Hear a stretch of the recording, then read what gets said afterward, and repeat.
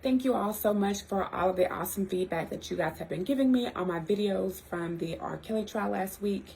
As you all can see, I am back in my Texas office. However, I'll be going back to New York to watch more of the trial September 13th, 14th, and 15th. In the meantime, I've received lots of requests from you all to make a video explaining what a Rico charge is and why Rkelly was charged with a Rico charge versus the other ways that he could have been charged, and also for me to pose some questions that I would have asked during the trial. So here we go. First, a Rico case is traditionally where we have an organization, a criminal organization that has a criminal purpose. So we see these historically with the mob, with gangs, with loan sharking rackets, all types of things. That's the traditional thing that we see them in, where it's an organization, a group of people, and they all serve, all of their actions go toward the main purpose of whatever the organization or enterprise is. So let's just say, in a traditional sense, let's just say a gang. So in dealing with a gang, the purpose of the gang would be to expand their gang territory, to get rid of the competition, or to get rid of like rival gangs, and to make money through narcotics or robberies, whatever it is, but that's the purpose of the enterprise. So in the Rkelly case, the government is stating that Rkelly's enterprise, the purpose of it was to promote his brand and his music, but also to recruit women, sometimes underage, to make pornography and sometimes child pornography. One of the issues that I see with the government trying to make the Rkelly case fit into a Rico is that Rkelly's enterprise, the purpose of his enterprise is to promote his brand and his music, not to recruit women for sexual activities. So the purpose for his organization is promoting his brand and his music, and that in turn makes money for the enterprise. However, recruiting women and him making his homemade porn does not further the purpose of the enterprise because it doesn't make him any money. I believe that the government charged Mr. Kelly with a Rico because the case that they have with the damaged witnesses that they have is not strong. So in a traditional Rico case, the enterprise has a illegal purpose traditionally from the beginning and end. Now they may involve in some legitimate activities, and that, that can be used partly as a defense, but I've never seen it where the start of the organization was for legitimate activity, and it continues to have legitimate activity, and that was the purpose of the business. And personal things came in, and those became a part of the enterprise. So him recruiting, or his staff recruiting women, that's not in itself illegal. And recruiting underage girls, yes, that is, but just women in general, or making the sex tapes, that's not a crime, and that goes more to his personal life than to his business.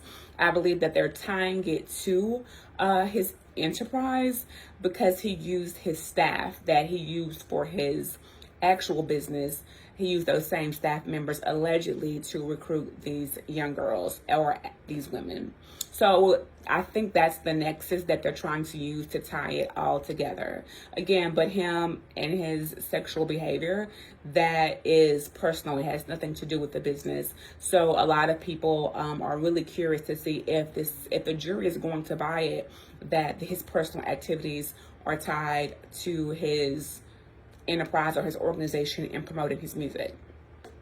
So there are, in any criminal case, especially with federal cases, you can charge them, let's just say, with numerous counts. In a traditional sense, you could say, okay, he's charged with kidnapping this young lady, assaulting this young lady, and so on and so forth. So there would be multiple counts. But in this case, the government charged it as a Rico because there were a lot of different acts But also, I believe that they charged it this way because if they charged it individually, just one count per person, the defense would win, because all of the witnesses that the government has are essentially damaged witnesses. So, and what I mean by damaged witnesses is that these are witnesses who have admittedly lied, who have changed their stories, who had some type of gain, financial gain or career gain that they wanted from Mr. Kelly that they did or did not receive. And then now that they aren't receiving those gains, now they're testifying against him. So when you have a group of uncredible witnesses, there's not much you can do. And so in this situation, they have numerous women and other people that were on his staff, all of them who are damaged witnesses. But in charging Rico, they are trying to show that, hey, even though all these women are damaged and some of them may not be credible, they still have a similar storyline. And based on this storyline, we can prove that, you know, all of these actions were a part of the enterprise, again, because his staff members were heavily involved. There we go. So, in regards to some of the witnesses, I think I got some videos or some messages saying, could I pose some of the questions that I would have asked for some of the witnesses? So here you go. So the Cook County clerk, she was the woman who came in and she testified for the government about the marriage application process in Chicago, what it's like, what it requires, so on and so forth. So we all know that there's lots of issues surrounding the marriage license, and there's lots of speculation about it, whether the signatures were forged, the identification card that was used, and Demetrius Smith testified about that last week. So we already knew that there were some issues about that. Rkelly's defense team, his attorney, I think her name is Nicole, she cross-examined the county clerk and didn't do such a wonderful job. There were so many other questions that could have been asked to go ahead and plant in the jury's mind that, hey, there may be an issue with this marriage certificate, and she just really didn't take the chance to take advantage of that opportunity. So like some questions that could have been asked would have been, you know, asking the clerk, have there been any instances of fraud in your office? If she says yes, okay, tell me about those instances of fraud. What happens when there's fraud in the marriage application process? Is that marriage considered valid? If she would have said no, then it could have been, all right, well, in this instance, there was a public aid identification used. That's not appropriate, correct? So how was that used to process this application? And then she would have had to say, well, there may have been a mistake or there was an error on the clerk. And when she said that, you could follow up and say, okay, based on this mistake or error, then what happened? Did anyone follow up? Did anyone from the clerk's office notify any type of superior or notify any type of court to say that this marriage was not valid? So those are all questions that could have been asked. There were also other questions that could have been asked regarding Rkelly's doctor. And let me just say, Rkelly's doctor and the Cook County clerk, neither of them were adverse witnesses in a traditional sense for Mr. Kelly. Like, they were called and subpoenaed by the government. But if the defense had the right line of questioning, they could have easily been made witnesses for Rkelly just through the line of questioning. So say, for instance, the doctor for Rkelly testified about him having herpes, nothing major. So on cross-examination, Rkelly's defense lawyer, Nicole, was trying to talk about different strains of herpes and all that kind of stuff. It didn't go well, when the easiest thing that she could have done was say, you know, hey, you testified that back in 19 whatever it was, you all diagnosed herpes this way. He would have said, correct. All right, so now, and the next question would have been, now you diagnosed herpes through a blood test. Is that correct? He would have said yes. And then it would have been, and you did not do a blood test for Mr. Kelly. Is that correct? And he would have said, no, I did not. That would have been it. And that would have created some type of doubt in the juror's mind. But she was almost beating a dead horse and trying to ask questions about something that she herself was not educated about. So it did not flow well at all. But all in all, as I previously said, the majority of the witnesses in the trial are damaged. They have credibility issues and motive issues. So I have people who have watched the trial this week and sent me their notes. Their notes aren't as detailed as mine, but I can tell you all that, of course, what we all know is Azriel testified and another young lady testified. So per their notes, Azriel's testimony, she was caught in numerous lies. She testified that her mom wanted to work for Rkelly, I think in some type of assistant capacity, and he said no. And her dad wanted to do like the lights and stuff for some of his shows, and Rkelly also turned him down on that.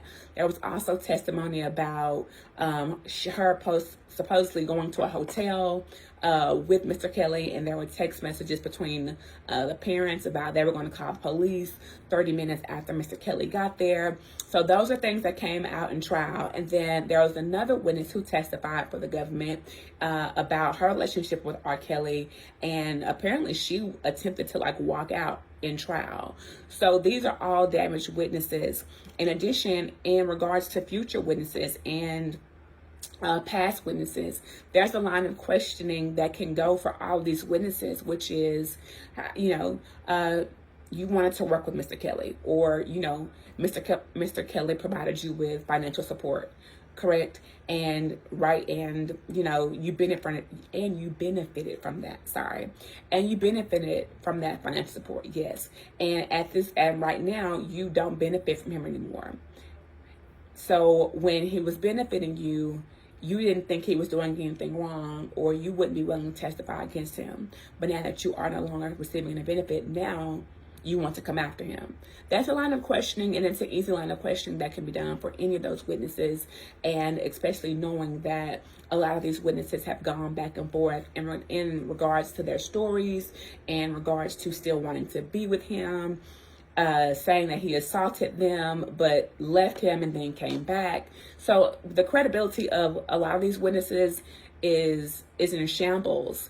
I honestly believe that if Rkelly's defense team cleans up their cross-examination skills, they definitely have a real chance at winning. I will be back in New York the 13th, 14th, and 15th, giving you all coverage of the trial. At that time, Rkelly's defense should be putting on their case. I really don't have any desire or need to see any more of the government's case, because I believe it's going to be the same for a lot of the witnesses.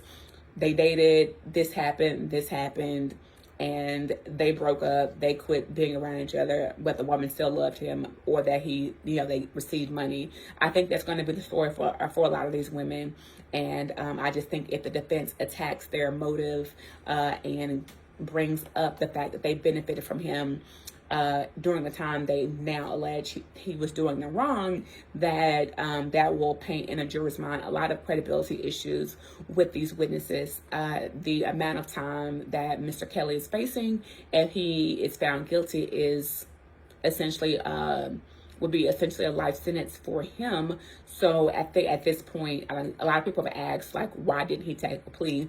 A lot of times a plea isn't an option if what your punishment range is essentially a death sentence.